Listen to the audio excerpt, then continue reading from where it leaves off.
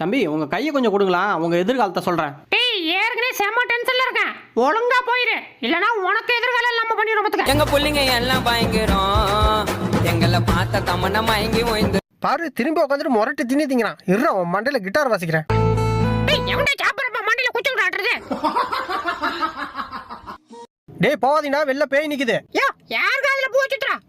ஐயோ மச்சான் உண்மையா போய் நிக்கிறா, ஓடுறா. பாஸ் பாஸ் அந்த கையை கொடுங்களா கொஞ்ச நேரம். அதெல்லாம் கொடுக்க முடியாதுடா. கொடுக்க முடியாதா? செத்தடா.